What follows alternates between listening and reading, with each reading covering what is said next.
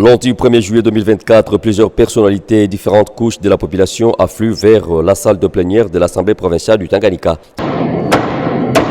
C'est la fermeture de la session ordinaire de mars à cet organe délibérant en province, dont la cérémonie se tient en présence du vice-gouverneur, des honorables députés provinciaux, des membres du gouvernement provincial et différents autres officiels. Prévu le 29 juin, la clôture de cette session intervient au 1er juillet conformément au règlement intérieur de cette institution, étant donné que cette journée a été déclarée fériée comme le 30 juin est tombé dimanche. Au cours de cette cérémonie, le président de l'Assemblée provinciale du Tanganyika, Cyril Kimpouawel, s'étend largement sur le bilan des travaux accomplis au cours de cette première session ordinaire. Les matières suivantes ont été examinées au cours de cette session. La validation des mandats de suppléants des honorables députés, le suivi des conflits de succession coutumière dans la province du Tanganyika, l'élaboration du règlement financier de l'Assemblée provinciale du Tanganyika, la commission spéciale envoyée à Manono pour faire un état des lieux de la construction du mini-barrage sur la rivière Lukushi, l'état des lieux des finances de la province, l'état des lieux des catastrophes naturelles dans la province du Tanganyika, notamment dans la ville de Kalemi, la question d'actualité sur les dossiers Filtizaf. Outre toutes ces matières traitées au cours de la présente session de mars, le calendrier de la session avait inscrit à l'ordre du jour l'investiture du gouvernement provincial après l'audition et l'adoption de son programme quinquennal. C'est pourquoi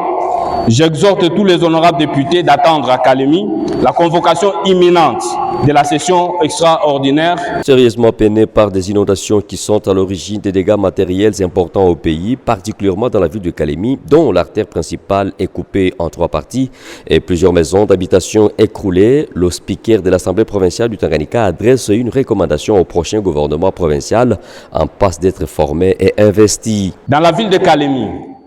ces inondations ont comme conséquence la dégradation du boulevard Lumumba coupé aujourd'hui en 3 parties, la destruction des maisons d'habitation de nos compatriotes et la hausse vertigineuse du prix de transport en commun. C'est pourquoi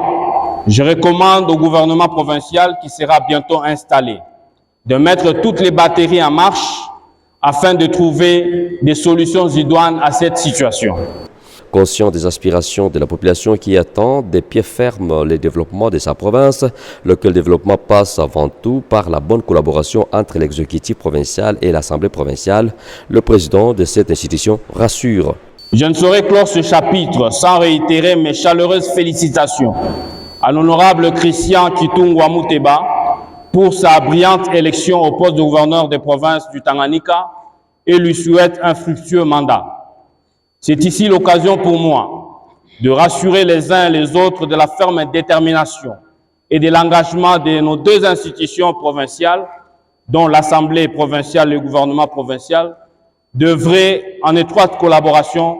pour répondre de manière efficace aux défis de la province et par-dessus tout aux attentes de notre peuple. La première session ordinaire à l'Assemblée provinciale a le mérite d'avoir permis le renforcement de capacité des députés provinciaux sur leurs missions régaliennes, l'organisation d'une Assemblée provinciale, leur rapport avec le gouvernement provincial et s'est aussi penché sur les conflits de succession coutumière, le dossier en rapport avec la construction du mini-barrage sur la rivière Lukushi à Manono, le conflit opposant la division provinciale de l'habitat à la Filtizaf, les dégâts des catastrophes naturelles, les finances de la province du Tanganyika, le dossier Maïto, la liste n'étant pas exhaustive.